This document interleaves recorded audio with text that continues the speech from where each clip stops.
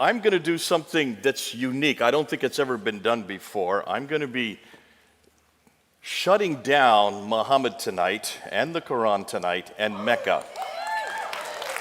And I'm going to do it all three tonight using only evidence from the 7th century. From the century where this man lived, from the century where this book supposedly was revealed, and from the century where this city existed. So bear with me, that's an awful lot to shut down, and I've got to do it in 1 hour. So I'm going to ask that you don't look at me. I want you to look at the screens, because we're going to zip through this material. Put your pens down. You're not going to keep up.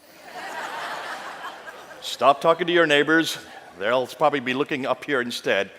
And afterwards, because of the fact that it's going to take a whole hour and probably a little bit more to do this, I want to hear what your questions are, but I can't do it from here. So we're going to shut down the meeting, and then I'm going to come back out here in the front. And if any of you have questions you want to throw at me, please do. But before I do want to introduce some books that my good friend George Saig, who's in the back. When you go to the foyer, please look at this book. This is the book that really confronts the Quran. It's put by Abdullah Abd al-Fadi. The one that I'm going to be talking about is this book. That's going to be on later on in the talk today. This is the #1 book that has really shut down the manuscripts of the Quran. I'll be talking about some of the Muslim objections, but this is by Claire Tisdale. This has been around for 100 years, and I don't know why I'm supposed to flog this, because this is me going through the British Museum looking at the Bible as the alternative to the Quran. But this is a video, a DVD that helps you with that. So let's get right into the historical critique of Islam. A quick overview, emphasis on quick. So let's head on. What am I going to do? I'm going to look at 4 areas.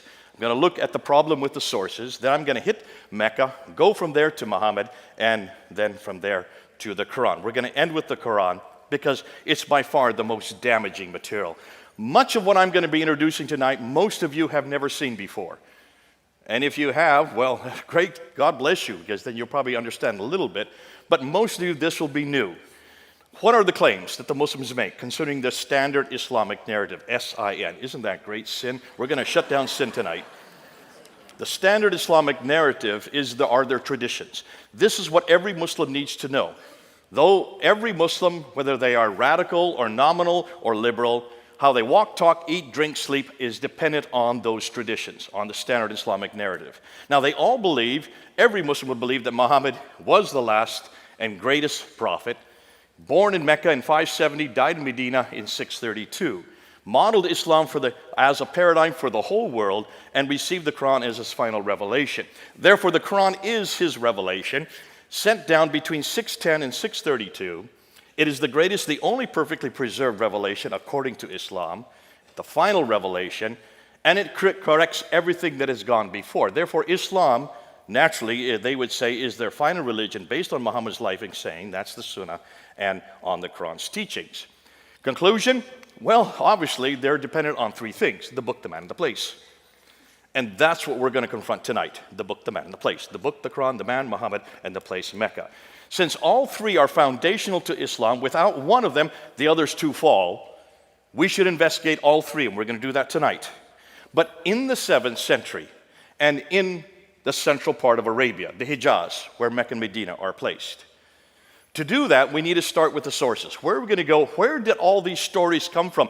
Everything we know about Muhammad, everything we know about Mecca, everything we know about the book itself has to come from a source. Now, let's go and look at that source, because this will underline why there's a problem with everything else tonight. Now, to be that, I want you to look at this map. Here's a map of the Middle East, of Arabia. According to the standard Islamic narrative, Muhammad's empire encompassed that brown area. So look at the brown area. That's what existed in Islam up until 632 when he died. Then what they tell us is the Rashidun period came into existence. That's Abu Bakr, Umar, Uthman, and Ali. The next 4 caliphs, they encompass that orange area. So there is the expansion moving out. And then you have the Umayyad dynasty, which is the first real big caliphate, according to them. That's the purple area. I don't care too much about the purple area tonight. I want to look at the brown and the orange area, okay? That's the area I want to look at. So from Tripoli in the west all the way to Afghanistan in the east, from Turkey in the north down to Yemen in the south. Bear with me, let's go to it.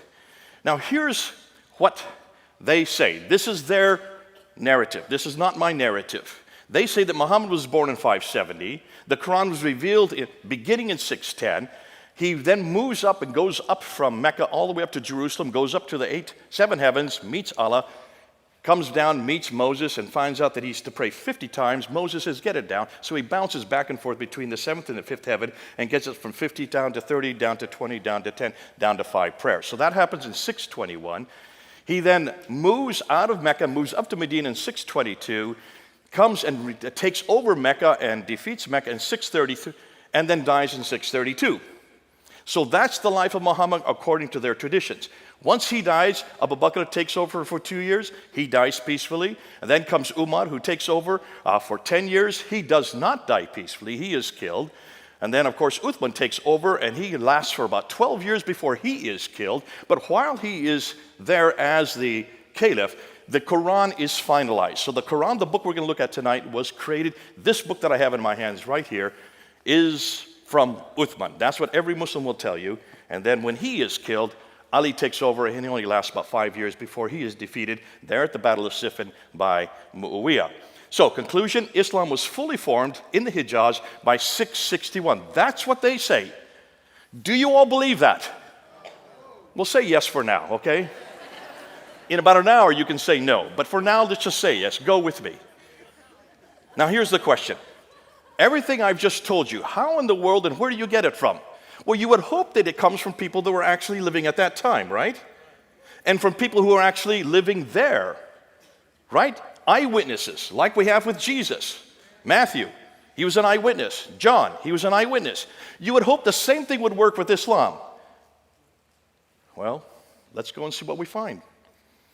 In order to know who Muhammad was, everything that we happened, everything that I've just showed you, we need to go back to the sources for all these stories. Now, Muhammad dies in 632. The first source we get are what we know is his biography, known as the Sirah. So who wrote the biography? Somebody who knew Muhammad, right? No. The first one they claim who writes it down was Ibn Ishaq, who died in 765. That's 130 years after Muhammad. Is there a problem there, folks? Okay, you're coming with me. Let's continue. But we don't have Ibn Ishaq. We have to go to this guy here, Ibn Hisham. He is the one that actually writes down what Ibn Ishaq says, throws out most of it, and only retains what he likes. He dies in 833.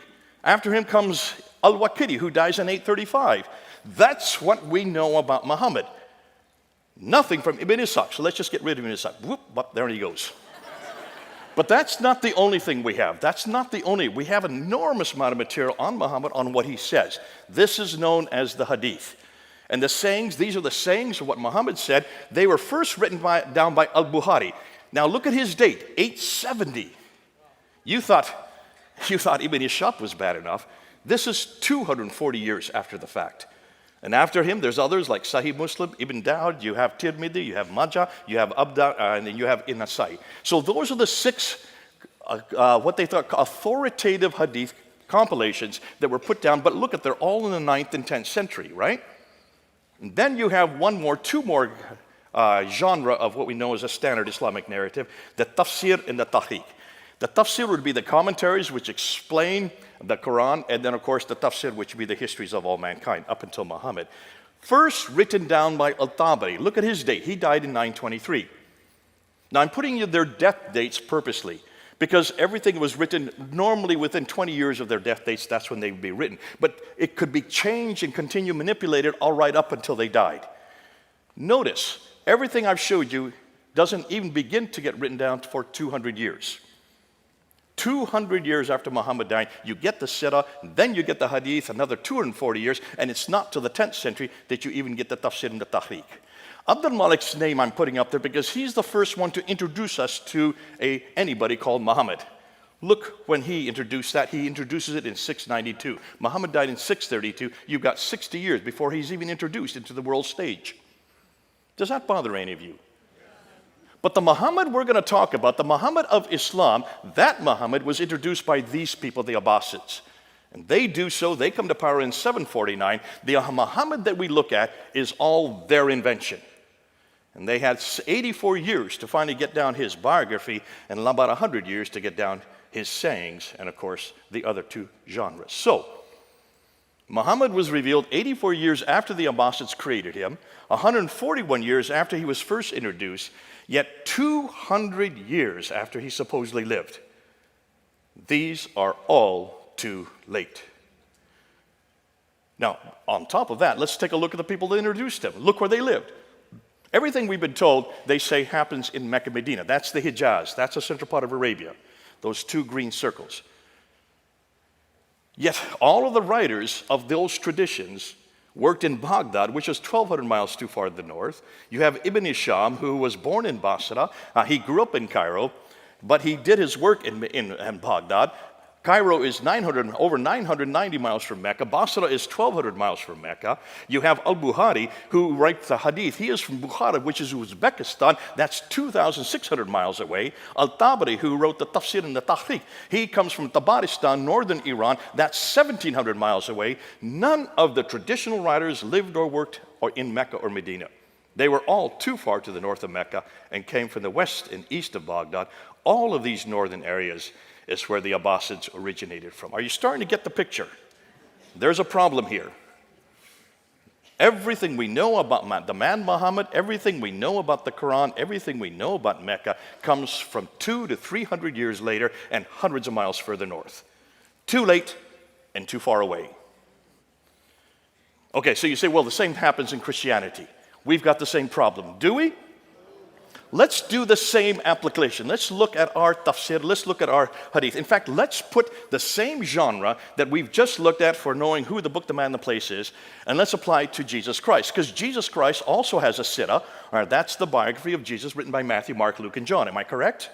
He also has a hadith. Those are the sayings by Matthew, Mark, Luke, and John when it's written in red letters. Every time Jesus speaks, that's red letters. So we also have the hadith of Jesus. We also have the tafsir. Those would be the commentaries written by Paul. Again, the commentaries of what Jesus was saying and doing, Paul then applied to Ephesus and up to Corinth and to Philippi. So that would be the commentaries. And then we also have the tahriq, which would be the histories. That's the book of Acts, written by Luke. So you have the exact same four genres in Christianity that they have in Islam. Now let's apply the dates for all of them. And I'm going to take the most liberal dates I can find. I'm going to step on all of your toes. Please don't get mad at me. I'm doing it for a reason. So let's look at, first of all, the Tahriq of Jesus. The history of the early church written by Luke between 52 and 62 AD. That's within 20 to 30 years, you already have the Tahriq of Jesus written down. When you look at the tafsir of Paul's letters, he was killed in 65 AD. He was writing within 15 years of Christ's death. So within 50 to 34 years, you already have Paul's commentaries, the tafsir written down. As far as the sirah and the hadith, the first writer to write them down would be Mark, 70 AD, that's within 37 years. You have Matthew and Luke coming right along, 80 years after, and then finally we end with John, who is the last to write the sirah and the hadith of Jesus. That's within 57 years. What that means is that within 29 to 57 years, all of Christ's hadith, sirah, tafsir, and tahriq have been put together. All of the New Testament writers lived in the same place Jesus lived, and they either knew him personally like John and Matthew did, or they got the material from others who saw what he did and heard what he said, like Mark and Luke. You do a comparative between these two. When we compare these two different genres of literature, Christianity knows everything about the book, the man, and the place within 15 to 60 years. Islam has to wait 200 to 300 years. Which do you think is more authoritative? Look at the comparison, folks. Thank God we don't have that problem. As a comparison, if we were to depend on the sources for Jesus compared to what Muslims are dependent on for Muhammad, Jesus would not begin to appear until the 3rd century. How would we defend him?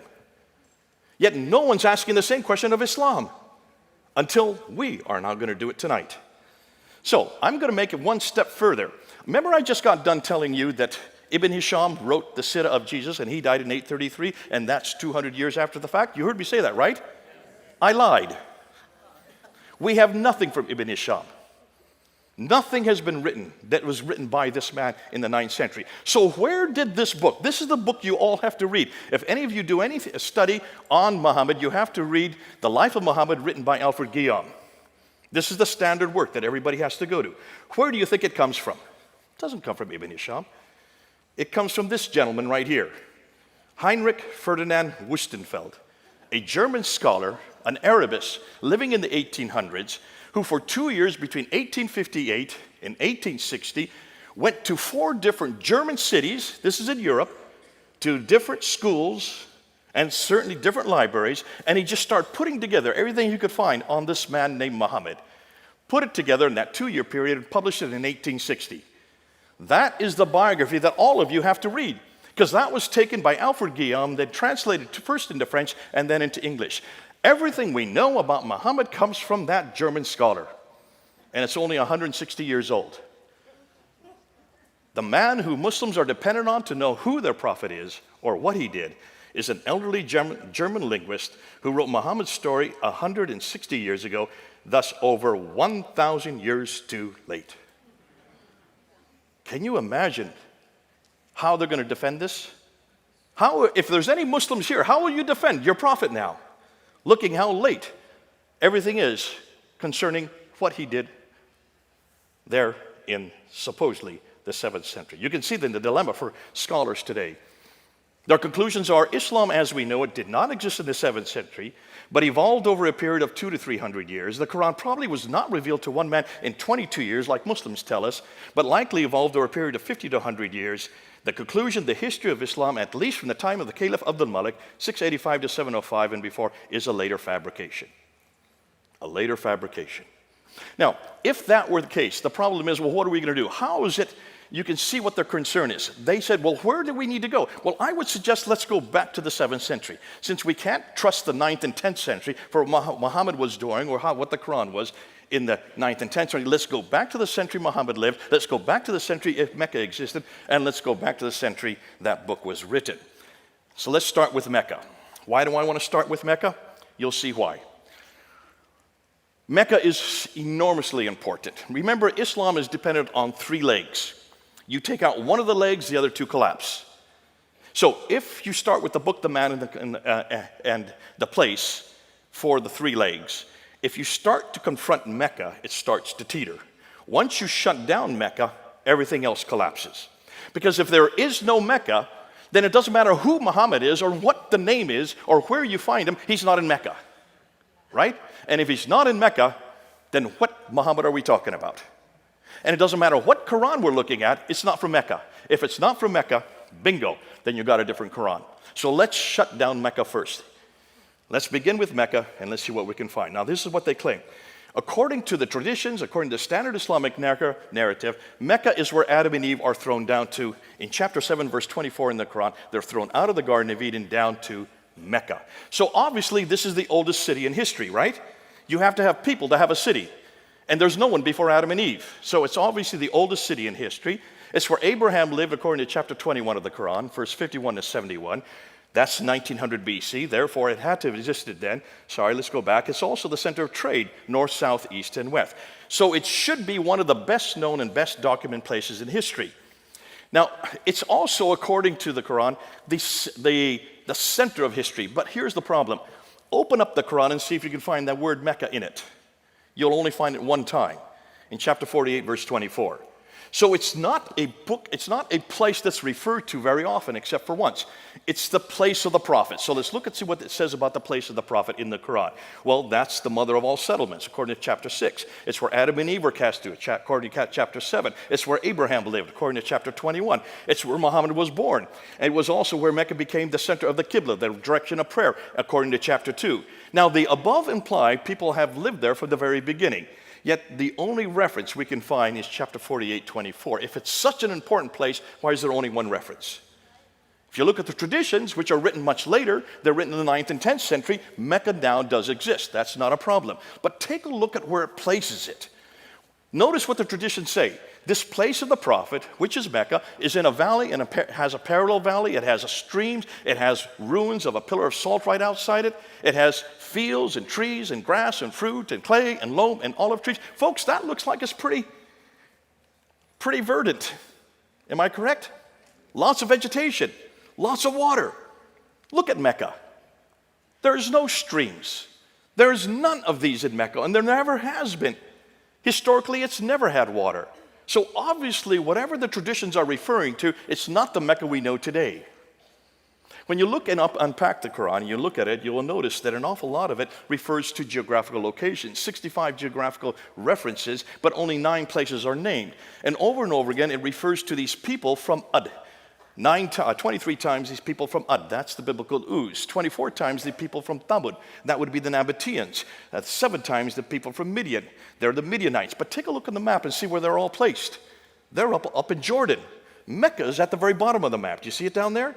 There's 600 miles. If this prophet were having daily contact with these people from Ad Thamud and Midian, he'd have to have a helicopter or a jet to get up and back in 1,200 miles in just one day. They didn't have helicopters back then. Can you see a problem, folks?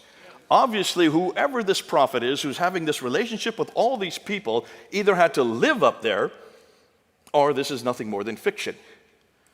When we look at the prophets, prophet after prophet, Adam and Eve, Seth, Ishmael, Noah, Hud, Saleh, Queen of Sheba, Daniel, they were all buried in Mecca. Over almost 300 prophets are buried in Mecca. Now, when they're buried in a kneeling position so that they continue to be preserved in that kneeling position. If that were the case, then they still should be there today. Am I correct? So look at all the enormous amount of building that's going on around Mecca. That building that you see there, that tower, is the 4th highest building in the world. When you look at it, you will notice all the buildings around it. You have to have huge foundations in order to build something that high. As they're building these foundations, they should have come across one prophet. They haven't found one, suggesting that none of these prophets were buried there. If the above were true, this would mean that almost all of the Bible would have to be rewritten, as all of our prophets are 600 to 1,000 miles further south. So when is the first reference you can find to Mecca? It comes from the Apocalypse of Pseudo-Methodius Continuato Byzantia Arabica, 741 A.D. Muhammad died in 632, if he even lived. That's over 100 years later that we get the first reference of it. What about the maps? Is Mecca on any map? Ptolemy is the best source to go to because he wrote the geography of Arabia, and there are those who've taken his geography and put maps together, like Reinhard Holle in 1400s. Notice when you look at the map, Mecca is not there. Here's another one put together by Laurent Fries in 1541. Notice Mecca is not there as well. Here's another one putting what Ptolemy said, put together in 1571, put together by Sebastian Munster. Same problem. Mecca just doesn't exist on any of these maps. Here's a 7th century map that has been redacted back to the 7th century. Do you see Mecca on it? I don't. Here's another one, redacted back to the 7th century. Can you find Mecca on any of these maps? Not one. So certainly Ptolemy didn't know about this place. When you look at the Qiblas, these are all the direction of prayers. Now remember, in chapter 2 of the Quran, all the Qiblas were directed to Mecca according to the Quran itself. Dan Gibson, who's done the best work on this, and he has gone through over 100 mosques, and he's gone to all their Qiblas, and notice what he has found. From the 7th century up until the 8th century, up until 706, every Qibla is facing Petra. Not one Qibla is facing Mecca. We're in the 8th century. We still can't find any mosque facing Mecca. It's not till 715 that the first mosque faced Mecca. What does that tell you? For 100 years, they never knew where Mecca was. In fact, look where all these Qiblas are. They're right there in Medina, in China, in India, in Syria, in Egypt, in Israel, in Jordan, all over the world. And yet none of them seem to know where Mecca was. For over 100 years, they didn't know where Mecca was. Were they that inept? Or did Mecca even exist? Now we come to the trade route theory, and this is where Montgomery Watt has helped out the Muslims. He tried to help them out to show that you can find Mecca if you just look at the trade route. The trade went through Mecca. Now the trade used to go this way, right up through the Persian Gulf, to Basra, across Iraq, across Syria, over into Lebanon. But then you had the Sassanians who started warring against the Byzantines. And for 200 years, from the 5th, 6th, and 7th century, they shut down the Persian Gulf because of these wars. So the trade had to be rerouted. So what Montgomery Watt says is they went from India. And remember, all the trade's coming from China and India. They can't go north because of the Hindu Kush and the Himalayas. So they come across the Arabian Sea. They come to Aden there in the south. And they go zip 1,250 miles up to Gaza in the north. Now notice Mecca's halfway. And so he said Mecca controlled that trade, and that's how Mecca became important. How many of you believe that? No one's going to raise their hands? You know why, because I'm going to shut it down. But I'm not going to shut it down. Dr. Patricia Corona shut this down. This woman, Danish, read and wrote 15 archaic languages. How many of you could read and write 15 archaic languages? Probably the greatest scholar of her day. She just died a number of years ago. She was my authority. She was the one that helped me when I started my doctorate there in United Kingdom. And she looked at this map and she saw two problems. Let's see if you see the same two problems. This is the first one. She said, hold on a minute. If you're taking all the goods off in Aden and you're going up along what we call the Western Plateau where the oases are, you'd have to go up to Taif. And then from Taif, you have to go down to Mecca, 3,000 feet. And then from Mecca, you've got to go back up to Yathrib. And then from Yathrib on up to Tabuk, Khaybar, and then on up to Gaza in the north. Do you see a detour there? Can you see the detour? Let me emphasize exactly why she's saying this. Let's look at this topographical map, and let's just put these cities that are on the trade route. There's Aden, there's Sana'a, there's Najran, there's Taif, there's Yathrib, Tabuk, Petra, and then on up to Gaza. You notice they're all on the Western Plateau. Are you seeing that? Can you see it from this topographical map? So where's Mecca? Bingo, right there. 3,000 feet down from Taif.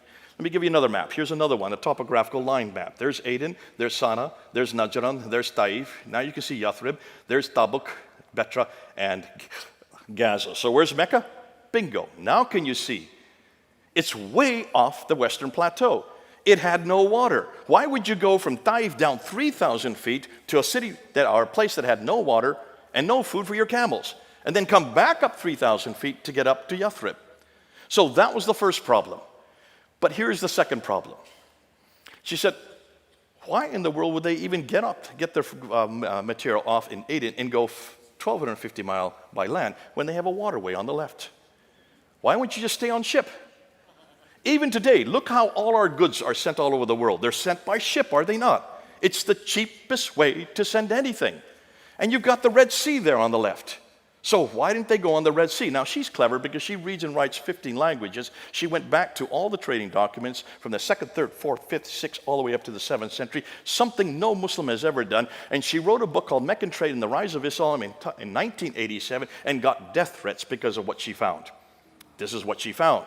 She said, when you go and watch the trade, it comes across the Arabian Sea over to Aden. Yeah, it did stop in Aden. They would get provisions there. But it did stop there.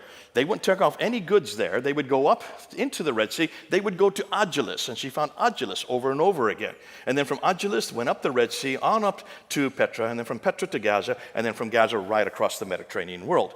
That's what she found. But she didn't go far enough. That was in 1987. We have found something else. See, what she didn't realize is what part of the Red Sea and what side of the Red Sea did they go up.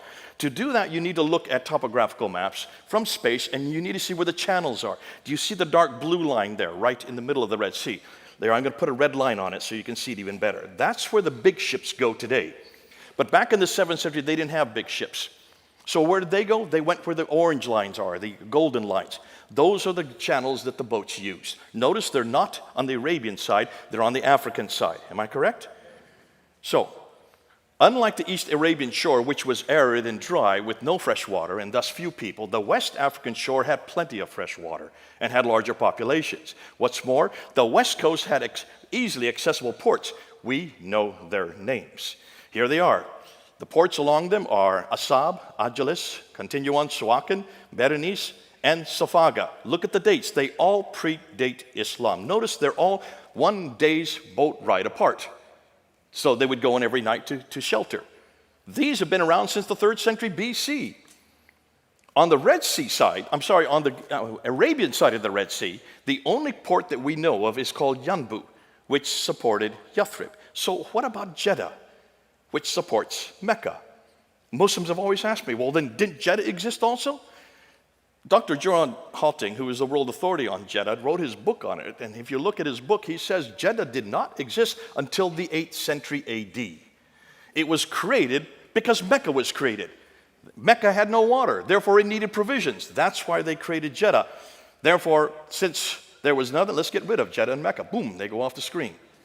Without Jeddah, without Mecca, what happens to Islam? A big red X. Well then, what about the civilizations? Maybe they knew about this place. So let's ask, and Dr. Patricia Corona went around, she asked this question. If Mecca was the oldest city in the history of mankind, someone somewhere should have heard of it. So she went and she looked at all the empires to see what they said. Now remember, she reads and writes 15 languages. So she read everything in its original tongue. The Assyrians, she found nothing about Mecca. The Babylonians, they knew nothing about Mecca. The Roman Empire knew nothing about Mecca. Neither did the Persians. What about those closer to it? Much closer, like the Nabateans. They knew nothing about Mecca. And the Sabaeans knew nothing, and neither did the Himyarites, or the Azdis, or the Kindas, or the Kedarites. None of these people, including the Nubians right across the Red Sea, none of them had heard of Mecca. Not one word. All the way up until the 8th century. What does that say about Mecca to you folks? If it is the center of history, if it's the oldest city in history, if it's where Abraham lived, if all the trade now, north, south, east, west is going through it, why had no one heard of it? Well, what about the other cities that were in that area? Let's ask and see if they are, because there are a lot of cities in that area, or towns, not really cities, they're hamlets. And let's see if history knows about them. Let's look at Najran, which is about 400 miles south of it. It's a small little town. But Strabo talks about it, Pliny the Elder talks about it, Ptolemy talks about it, Aretas, all of it, it's well known. What about Sana and Taif and Yathrib and Khaybar that are right near Mecca? Yes, they're well known. The Greeks talk about it from the 6th century BC, they refer to these places. Mamre, Pliny has a whole book written on the history of it. Petra, Zukowski has written an entire book on the history of Petra. Maghrib, where Muhammad Mariktan has written another history on it. Why are all these insignificant towns referred to, but not one of them referred to Mecca? I'll tell you why. To know why, take a look at a map and you'll see why. Look at those 4 maps. Those are 4 topographical pictures of Arabia. And what do you notice about Mecca and Medina? Well, the central part where Medina and Mecca are is a desert, right? Where there's the desert, there's no water. Where there's no water, there's no food. Where there's no food, there's no people. Where there's no people, there's no towns. Where there's no towns, there's no cities. Where there's no cities, there's no civilization. Where there is no civilization, there is no history. It's as simple as that. How long did it take me to say that? 10 seconds. And you can do the same. You have to have water, folks. If there's no water, there's no history. That's why it was called Patria Deserta by the Romans. It's always been a desert. That's why none of the prophets could have come there. Nobody has ever heard of it. Just like Mars, without water, there's no point even going there. But we have to go there. Let's go to the Hajj. Because the Hajj is where you need to find out. If the Hajj has been there from the very beginning, then it should be also archaic. It should be the center of history. Am I correct? When you go to the Hajj, and those of you who can't go because you're not Muslims, but you go and you circumambulate that square building called the Kaaba 7 times. Why do you circumambulate 7 times going counterclockwise? Good question. I'm going to tell you. To do that, you need to go to Petra. Petra also has a Kaaba that you circumambulate 7 times going counterclockwise. Why does it have a Kaaba? Well, you need to go to this city. Do you recognize it? Jerusalem. You've got to go back to Jerusalem that also have a Kaaba. Remember, Kaaba means square in Arabic. It also means square in Hebrew. And the Kaaba in Hebrew was the Holy of Holies. And the Jews would circumambulate it 7 times going counterclockwise because of Jericho. God told them to do it 7 times going counterclockwise. They still did it as a pilgrimage to Jerusalem. Therefore, the Kaaba that was in Mecca comes from Jerusalem. It gets better than that. After they circumambulate 7 times, they then run back and forth between Safa and Marwa, the 2 mountains that are there. Take a look. Do those look like mountains to you? They're only about 20 feet high. You can climb on them as kids. Those are not mountains. Those are rocks. They're called Marwa and Safa, and the Muslims run back and forth 7 times. Why? Because Hagar is in the desert. She's thrown out of Mecca by Abraham, who's living in Mecca. She runs out of water. She needs to find water for Ishmael. She runs back and forth 7 times between 2 mountains. Folks, those don't look like mountains to me.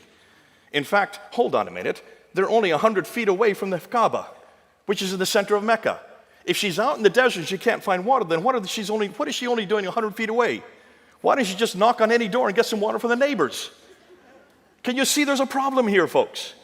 This is not the original Marwa and the original Safa. This is nothing more than a facsimile. This is nothing more than when you go to Las Vegas, you'll see an Eiffel Tower there, right? That's not the original Eiffel Tower. You'll see a pyramid there. That's not the original pyramid.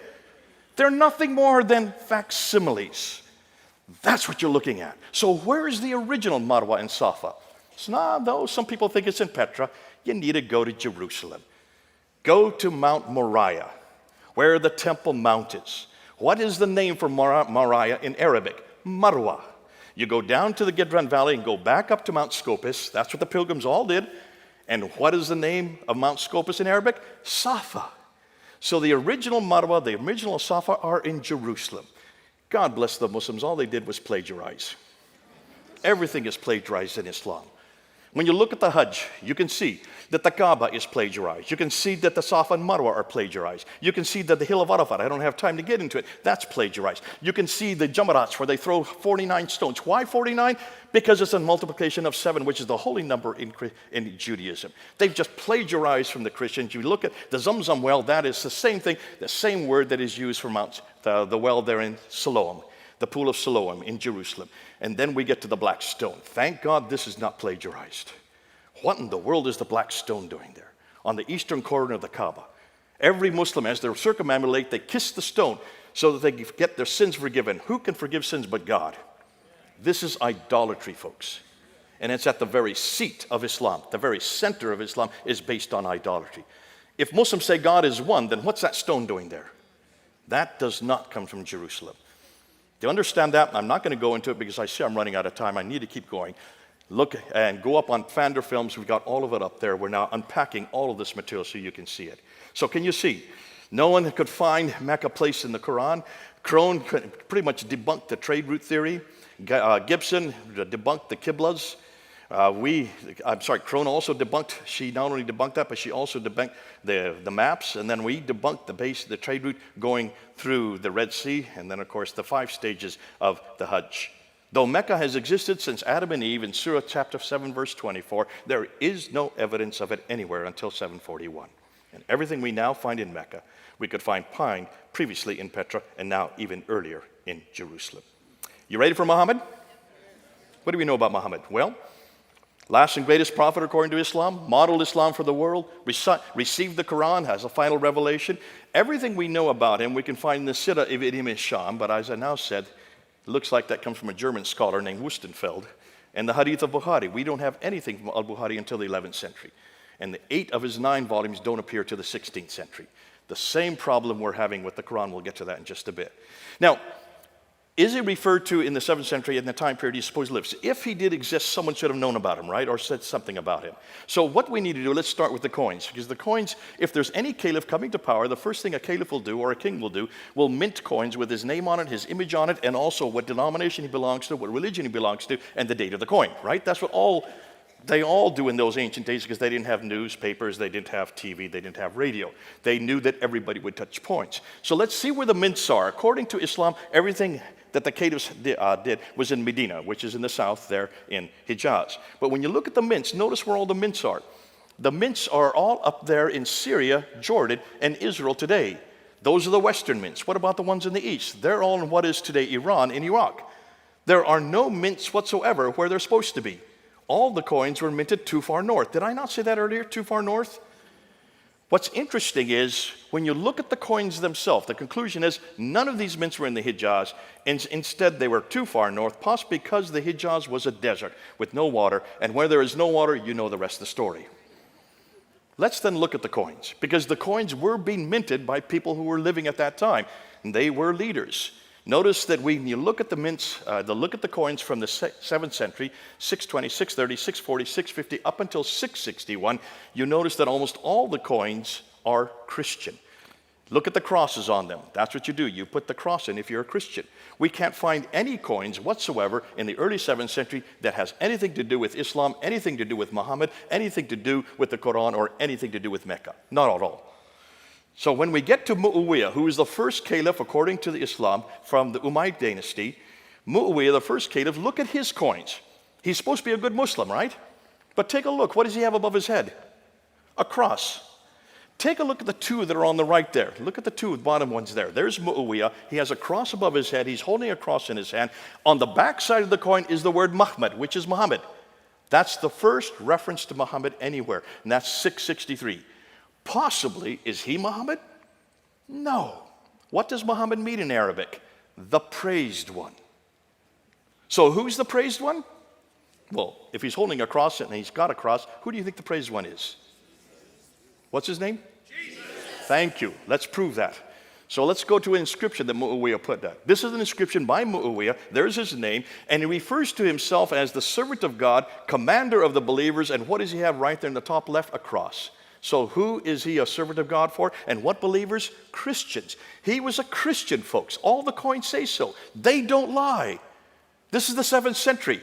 He rules up until 680, and then you have Abd al-Malik come to power in 685. Abd al-Malik is the one that we need to look at because he introduces new coins that introduce the Shahada. La ilaha illallah Muhammadur Rasulullah. There is only one God but God. Muhammad is nothing more than the servant of God. But remember, Muhammad is a title. It means the praised one, right? So what does he do? Because of he puts that up there, Justinian II goes to war with him. He's the Byzantine emperor. Abd al-Malik wins the battle, and he puts up this coin with himself as victorious. I didn't know you could put up images of yourself on your coins, not if you're a Muslim. So obviously he's not a Muslim. Obviously this Muhammad that's there has nothing to do with him. It has everything to do with Jesus. Why? Just look at the Dome of the Rock that he built. Look at the inscriptions on the Dome of the Rock that he built in 691. When you look at the inscriptions, you will see they're all attacking the divinity of Jesus, his Christology, the Trinity, and his sonship. All of these inscriptions say not three, for God is one and he has no son. For truly, God does not beget nor is he begotten. One is in chapter 4, verse 171 of the Quran. The other is in chapter 112. These are all attacking Jesus Christ. And then you get, for truly, there is only one God but God. And the praised one, so who's the praised one? It's all about Jesus, right? So the praised one is nothing more than the messenger of God. He was an anti-Trinitarian Christian, attacking the Byzantine Christianity. Why? Because they're his greatest threat as the other superpower of his day. He then introduces this coin. This is my coin. I bought it now. And all of it is attacking Jesus Christ. Folks, this is the beginning of what later became Islam. All started by this man, and it was all to confront Jesus Christ. It's all against our Lord. The coins don't lie. If you want to go to the inscriptions that find the exact same thing. They're found in the north. They're found in the south. None of them are found in the middle. Why do you think they're not found in the middle? There's no water. There you go. Boy, you learn fast.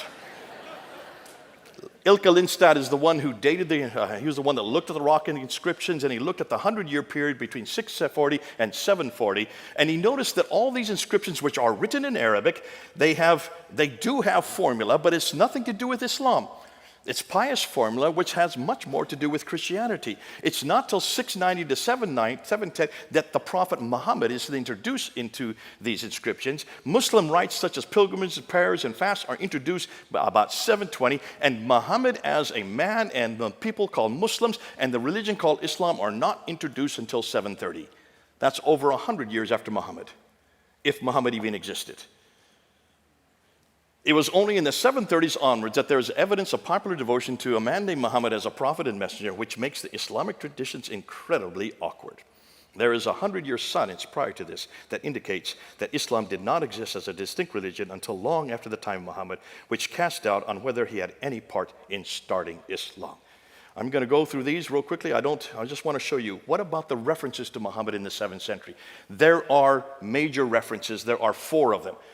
Only the 4 references. Take a look at every one of these references to Muhammad in outside sources. Take a look. He is known as the Tayyaye de Muhammad. Muhammad the Tayyaye. Who are the Tayyaye? They were Lockmans. They lived in Iraq. So obviously the praised one is from Iraq. Look where Iraq is on a map. It's over 600 to 1,000 miles further north. What about in 636, the Arabs of Muhammad, which is in Yarmouk. Where is Yarmouk? It's north of Israel. So obviously this is way too far north. Muhammad never went to Israel. I don't remember him ever being to Iraq. 660, Sabaeus talks about the Ishmaelite called Mahmed, who was aligned with 12,000 Israelites. First of all, that's not historical. There were no 12,000 Israelites who were going to war against the Byzantines. That never existed. So obviously, this is fraudulent. But nonetheless, look and see where this is. This is way up in Damascus. So that Muhammad, I don't recall Muhammad ever being that far north. And then you have John Bar Benkaya in 690 talking about a teacher and leader of the Arabs who obviously was named Muhammad. Who is this referring to? Look and see who the Arabs were. They were all Christians, but they were not Trinitarian Christians at this time. It's really John of Damascus who really identifies and sees for the first time the Muhammad we're starting to come across. And he does refer to it, talks about Muhammad, who comes with his ludicrous doctrines, comes with 4 books. the book called The Cow, which is now Surah 2, the book called Women, which is Surah 4, the book called The Table, which is Surah 5, and the book called The Camel, which is Surah nothing. There is no camel surah in the Quran. So obviously, whatever John Damascus is, it's not the Quran we know today. And the Quran is much bigger than just 3 surahs. There's 114 of them in the Quran. So obviously, this means that there was no Quran that early. Every reference to Muhammad in the 7th century places him in Gaza, Jerusalem, Damascus, or Hira, which are all situated too far north and probably refer to another Muhammad, the praised one. Now we get to the Quran, and this is where it really gets really delicious. This is the best material, folks. Sit back. If you want to go to the toilet, you can do, but you'll miss everything. So let's go ahead. What do the Muslims claim about the Quran? Number one, it's uncreated. It's right there in the Quran itself in chapter 85, verse 22. Therefore, it has never been had any chance that any human could have any control over it. It was sent down to Muhammad between 610 and 632. That's what they claim. It was completed by Uthman in 652. That's why this book in my hand right here is from Uthman, they say. And then number 4, the Quran is unchanged in the last 1400 years. Not one word, not one letter has changed. Have you heard Muslims say this? Every Muslim says those 4 things. Just memorize those 4 words. Uncreated, sent down, completed, unchanged. That's all you need to know. I'll come back to it. I'm going to shut down those 4, but I'm going to show you something even better about those 4. Hold on. So what do Christians claim about the Bible? Is the Bible uncreated? No, of course it's created. We know who wrote it. We even know the authors. We put their names on most of the books. The Bible was not sent down. It was inspired by God, but not sent down through an angel. Bible was complete, so yes, we would say that was the case. The thing is, we don't have any of the original manuscripts, so we don't know what the complete is. Has it been changed? Yeah, parts of it has. We know where they've been changed. We know even what we even put. We're very transparent. We put in right where the verses that have been added or there have been scribal errors have been taken away. So we know that. We're very clear about that. And we're only talking about 40 verses out of over 6,000 verses. So tonight, I'm not going to shut down uncreated or sent down because I'm not there. I'm going to shut down complete and unchanged, those 2. That's what I want to look at. So what I want to look for is one Quran manuscript from the 7th century that's complete, 114 surahs, that is unchanged. And this is what I've asked Muslims all over the world. I've debated over 100 debates that I've done with Muslims, and this is what I always ask. Show me one manuscript of your Quran from the 7th century that's unchanged, just like the Quran I have in my hand here. Where do we go to find out about the Quran? We have to go to Sahih Bukhari. Remember I told him that he died in 870, so he's the one that tells us how the Quran was put together. Now this is what he says. He says, Muhammad died in 632. It had not been written down. It finally got written down in its final form at the time of Uthman in 652, the 3rd caliph. He then sent 5 copies to 5 different cities, Mecca, Medina, Basra, Kufa, and Damascus. And those then became the canonized Quran for the whole world. In 652. The problem is almost immediately another Quran supplants the one in Damascus written by Ubay ibn Ka'b. It had 116 surahs. That's 2 more than are in the Quran today. Another was written in Baghdad, written by Ibn Masud. It had 110 surahs. That's a 4 less than what is in the Quran today. Another was written by Ibn Musa, 114 surahs. It had so many differences. According to Arthur Jeffrey, who's done the work on this, if you just look at those manuscripts and you compare it with the Quran today, there are about 15,000 differences. You've got a problem. So how could there have been one Quran? There were at least 5 Qurans from the 7th century from Mecca, Medina, Basra, Kufa, and Damascus. We cannot find one of them. Now, one of those Qurans exists today. Folks, we're only talking about 1,400 years ago. As Christians, we have the Sinaiticus, the Alexandrinus, we have the Vaticanus. These are from the 3rd and 4th century. That's 200 to 300 years before the Quran. Why can we reproduce our entire Bible? We have 365 manuscripts of the New Testament before the 7th century. Why can't they come up with one Quran from the 7th century? That's my question. They are the ones that claim it, not me. Where are these 5 manuscripts? Look at those cities. They've always been controlled by Islam for the last 1,400 years. So how could they have lost it? Rather inept, wouldn't you say? So, before we get into the manuscripts, I want to look at the Qira'at. These are the readings. This has probably done the most devastating material that's just come out in the last few years.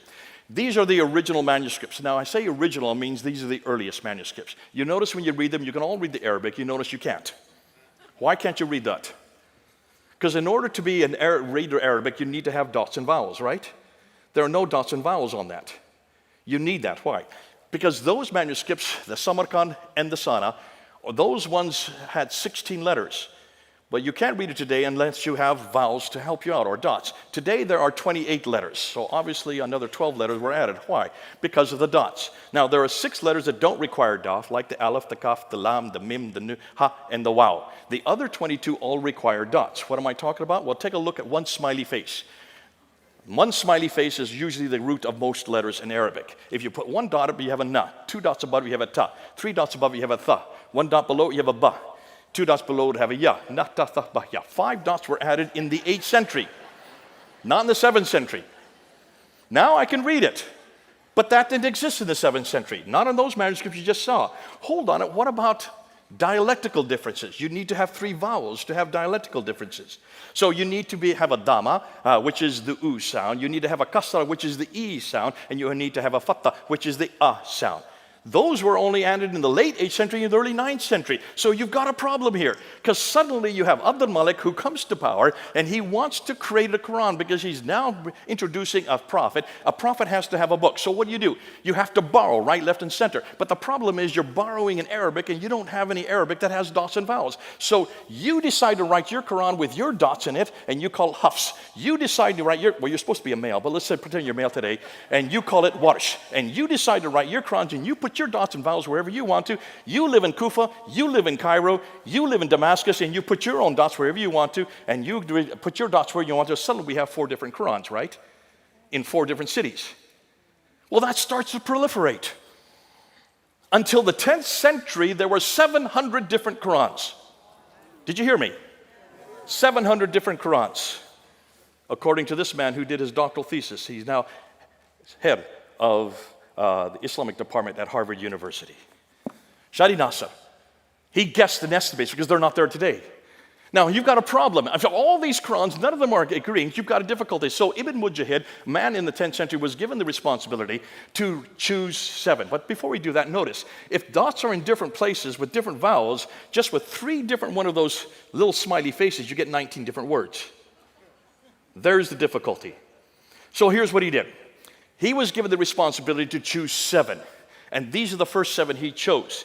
Nafi from Medina, Ibn Kathir from Mecca, Abu Amr from Basra, Ibn Amir from Damascus, Asim from Kufa, Hamza from Kufa, and Al-Iskasai from Kufa. Notice that 3 of them are from Kufa, 1 from Damascus, the other one is from Basra, and the other 2 are from Arabia. Look at the dates. What do you notice about the dates of every one of those? Look at the death dates. Every one of them either died between 736 and 805. That means 8th and 9th century. Did any of these men know Muhammad? Did they even live in the same century as Muhammad? So how could they have come from Muhammad? These are the 7 that every Muslim will swear came from Muhammad. But no one's bothered to look at their dates. I am the one that put the dates up there. You've got to put the dates together, folks. And this is where you're going to shut down every Muslim. They have no idea of these dates. Those are the first 7, but this book is not there. This is Hafs. This is the official book for the whole world today, memorized by 93% of all Muslims. Hafs an Asim. You see Asim's name up there, number 5? He is a disciple of Asim. So in 1194, 2 disciples were chosen from every one of the 7 to make 14, right? And that was chosen by Al-Shatibi in 1194. Now you have 7 plus 14. How many do you have? 21. Am I correct? I hope my math's right. That still isn't good enough. In the 15th century, in 429, another man named Al-Jazari chose another 9 to accumulate with another 21. So now you have 30 different Qurans. No 2 are alike. But you've been told there's only one Quran, right? And the one that was chosen by Saudi Arabia was the Hafs that you see there. Guess how many differences there are between Hafs and the other 29? 93,000. 93,000. This is the first time you're hearing this, right? I hope you people who are watching, you Muslims who are watching, you're listening to this. This is going to shut down your Quran for you. Who is the one that found this? Hatun Tash, my colleague. She's only 5'2". She's from Turkey. In London, she and I were on the ladder for 3 years there at Speaker's Corner every Sunday. She was the one that found these by accident because she went to Morocco, she went to Yemen, she went to Jordan, and she went into a bookstore and says, show me a Quran. And they said, well, which Quran are you talking about? I said, what do you mean, which Quran? They said, well, we have Qalun here, we have Hafs over here, we have Warsh over here, we have Kisai over here, we have Ibn Kathir. She said, well, give them all to me. So she brought them back to London, showed me them, and I looked at them and I said, oh man, I started laughing. I thought these were all destroyed in 1924. They were in Cairo and thrown into the Nile. Evidently not. There they are. She has found now 26 of them. She brought 26 of them down to Speaker's Corner. We held them up in 2016. We filmed it. It went all over the internet. This shut down the Quran in 2016. See the man that's there on the right, the tall man with the beard? His name is Muhammad Hijab. One of the most popular men on the internet. He has a following about anywhere from 500,000 to 1 million followers. He was there filming us. When he was doing that, he realized there was a problem. He quickly went outside the crowd and he yelled at all the people, come to me. Do not look at what they're showing you. Do not listen to what they're saying. I will explain everything to you. Obviously, he explained it pretty well. Why? Because 4 years later, he was shown these material. I'm not going to go into all of these. You can go into every one of them, but you can see the Hafs on the left, the Warsh on the right. In every case, it's completely different words. Just by changing the vowels, by changing the dots, you not only get different words, you get different meanings. You don't even get different meanings. You get different doctrines, you get different theologies, and you get different practices. It shuts down the Quran from being preserved. Obviously, these are all done by man. There's a problem there. And so he came to this man who's a leading authority there on the right, Yasser Qadi, there in Houston, and he said, I have a problem. I'm going to put my hand out here, and this is a blank piece of paper. Which Quran are you going to write on it? Which is the one that's eternal? Which is the one that was revealed to Muhammad? Tell me, which one of it? Remember, he was the one that told all the Muslims he was going to explain it to them. Yasser Qadi says, we do not talk about this in public. This is the most difficult problem for Muslim scholars for the last 1,000 years. He said, we have a respect for the Quran. There are certain questions we don't ask. So Muhammad said, well, is that the problem you had when you were at Yale University getting your doctorate on this in 1995? Is that where you had a crisis of faith? He said, no, not crisis of faith, crisis of knowledge. Notice the difference. He said, in the West, the scholars have come leaps and bounds in the last 100 years. And they're looking at you, pointing to Muhammad Hijab in the East, they're looking at you like the emperor with no clothes. Why? Because your standard narrative has holes in it. What narrative? Standard Islamic narrative. S-I-N. Has holes in it. Well, we know sin has holes in it. But can you see what happened? This was only a 28 long, this is really a question that was happening. It was an interview for 28 minutes. He didn't know we were all watching this. He said, I never have talked about this for 25 years. I will never do a lecture on this. So Muhammad Hijab put his hand out a second time. He said, you've got to tell me which is the one that's eternal. Because the Quran says in chapter 85, 1 and 22, that this book is eternal. The Quran says in chapter 10, verse 15, and chapter 18, verse 27, that no man can change one word or even one letter. It says in the Quran, chapter 15, verse 9, that Allah protects his word. Which is the one? Yasser Qadi, after 28 minutes, finally had to give in. And he finally had to admit, they're all the Quran. All 30 of them. You take a little bit of Qalun, you take a little bit of Warsh, you take a little bit of Hafs, and you just mix them out, and that's the Quran we have today. I started clapping. I was watching this live. I said, Yasser Qadi, you have no idea. You've just now admitted that there are 93,000 differences. I'm going to show you these two right here. These are two of them right here. There's the Hafs, here's the Warsh. You can buy these on the internet. This is the one that is memorized by 93% of the world's population. This is memorized by 3% of the world's population. This is from Egypt. This one is from Kufa in Iraq. There are 5,000 different words between these two books. I'm holding them right here. This shuts down the Quran. Within 2 weeks, if you looked at their sites, there were hundreds of Muslims that said, we're leaving Islam because of what you have said. And our blood is going to be on your shoulders. They had to shut down those comments.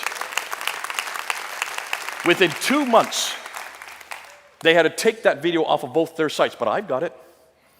David Wood has it. Hatun Tosh has it. And every June 8th of every year, we bring up that interview once over again and show the whole world. You cannot say that this comes from God. You cannot even say it comes from Muhammad. You can't even say it comes from Uthman. This has been changed and manipulated from the last 1,400 years. Now let's get to the manuscripts. Because the manuscripts we do have. Now, we have 8,500 Greek manuscripts, 10,000 Latin Vulgates, another 9,000 in 11 different languages. That's roughly 24,000 to 25,000 manuscripts of the New Testament alone. Am I correct? Just say yes. How many manuscripts do they have that are early? 6. You want to see them?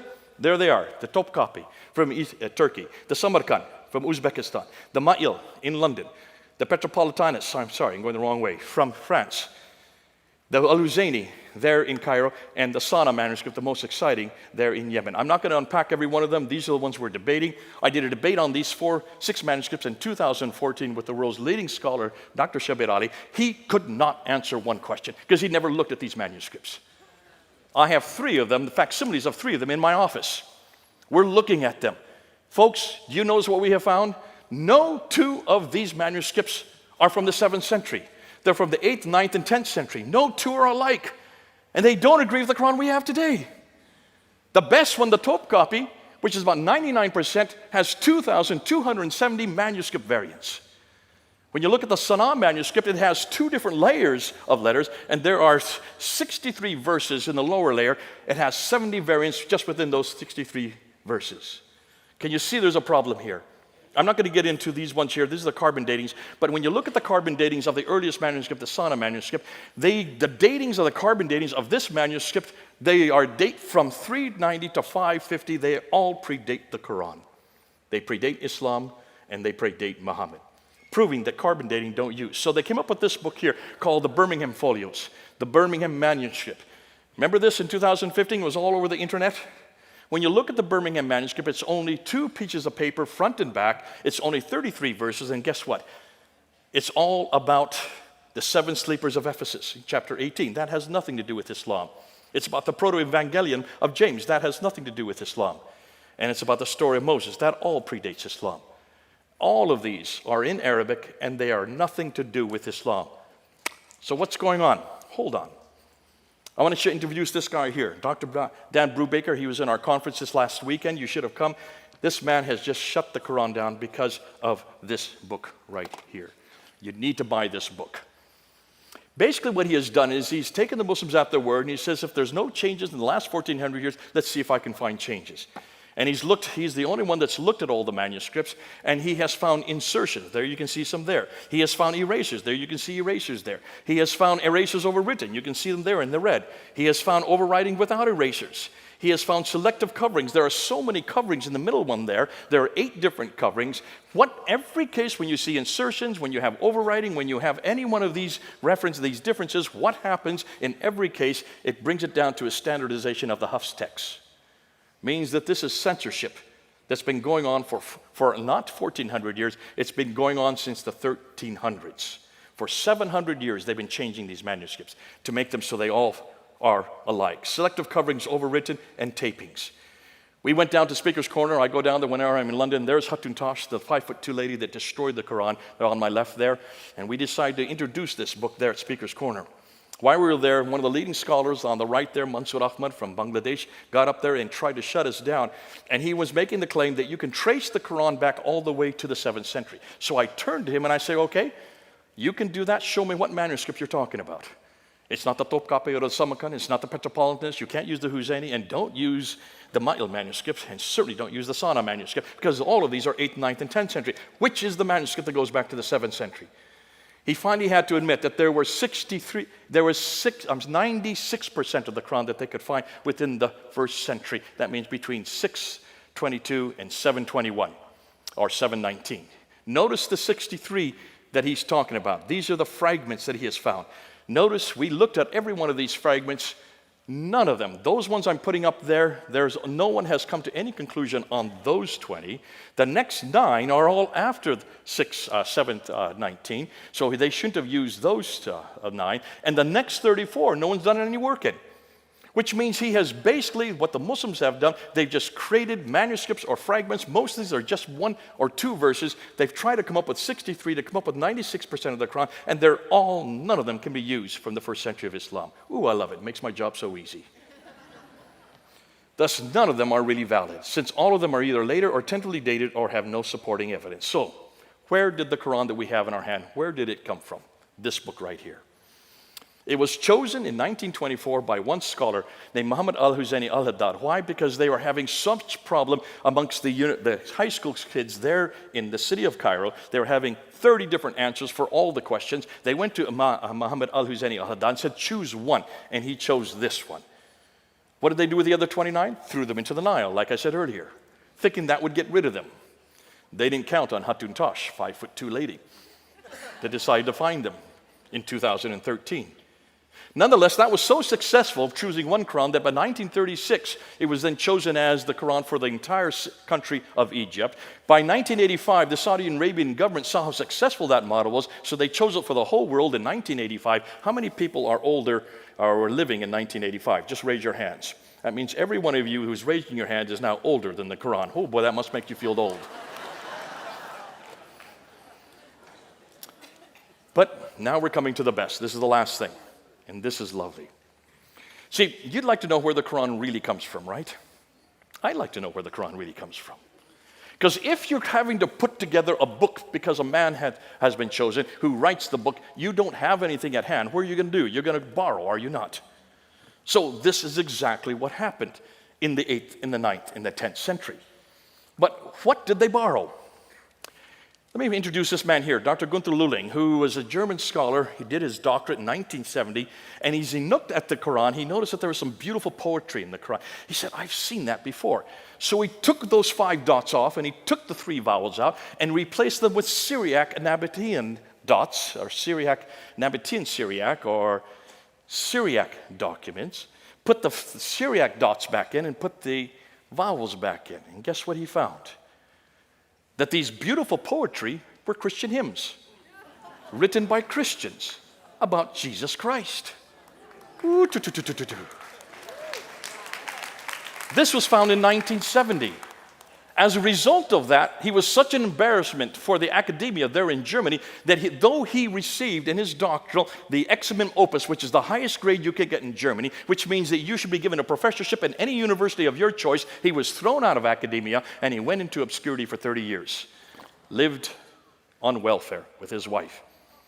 I met him in 1998. I said, could I see your doctorate?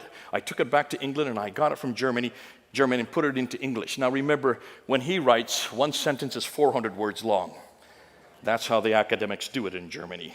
We had to bring it down so people could manage it. We got it written in English. They would not publish it there in Germany, so that he had to get it published in India. But because of that, there you can see it right there. The challenge to Islam for Reformation. Don't read that. You should read the small print. He then was resurrected because it was all over the English-speaking world, and he died a happy man in 2014. Now, Dr. Christoph Luxemburg decided to go one step further. He's also a German, but that's not his real name, because he will be killed for what he has found. He decided to do what Gunther Lulling did, but he decided to look at the dark passages. 25% of the Quran no one understands. Not even the scholars understand it. A quarter of the Quran, even the scholars don't understand. Did you know that? Can you understand the whole Bible? Certainly you can. When Jack Hibb gets up here, does he open the Bible? Please say yes. Does he read it? Please say yes. Does he unpack it for you? And does he apply it to your lives? Why? Because you can understand every word of it. And you can understand it in English, right? Thank God for our Bible. But see, you can't do that with the Quran. You can't do that with the Quran. You can't understand these 25. So what are you going to do? Well, he decided to do what Gunther Lulling did, and he took and went to every one of those passages, and he went through 7 layers. I won't go and unpack each one of them. He went through 7 layers, taking off the vowels, taking off the dots, looking at the lexicons, looking and seeing if he could find any Arabic words. He couldn't find any there, so he went to Syriac, put the dots back in, put the vowels in, and he went to the lexicons in Syriac, and guess what he could find? He could reproduce all the 25%. All the dark passages he was able to reproduce. But what did he find? Once he took the Arab Quran and put it to its Aramaic roots, all the dark passages were Christian lectionaries, Christian homilies, and Christian hymns. Every lectionary, homily, hymn was about Jesus Christ.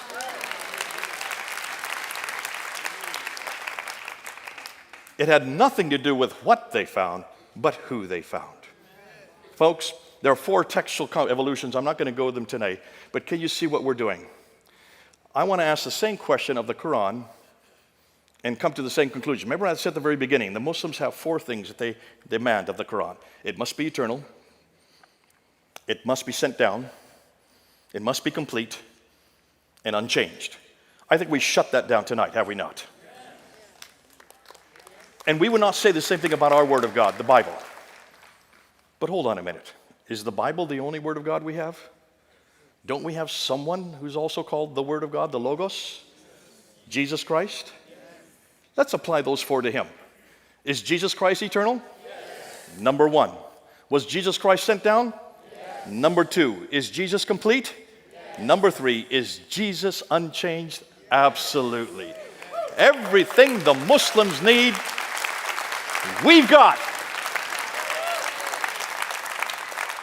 Thus, the four criteria Muslims are looking for in their Quran as their primary revelation, we already have in Jesus Christ, our primary revelation. Folks, we need to bring them home to a much greater and a better revelation. And what's his name? Jesus. What's his name? Jesus. Oh, I love it. What a name. Let's pray. Our Heavenly Father, as we've gone and we've unpacked these three areas, we've looked at the book, The Man and the Place, we've also looked at the sources. Lord, when we look at these and we realize just how hopeless and impractical Islam is, when we look and see that this is not a man who lived in the 7th century. Oh, there were many people called Muhammad, the praised one. Of course, possibly even you were called that when you were here. But Lord, when we look and see who he is and what has become of him and what they've put to, it's not a man I want to follow. When we look at the Quran and we see that there was no Quran in the 7th century, there was not even a city called Mecca. Lord, everything they're dependent on those three things, we've now just using 7th century, we have shut down. Lord, they still want to know you. They still want to believe in God. And they still want to be brought home. And Lord, we're the only ones that can do that.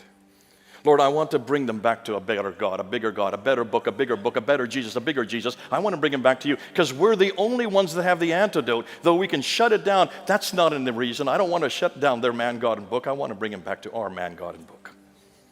Lord, that's something we've got to do. The atheists can't do this. The humanists can't do this because all they give them is nihilism in response.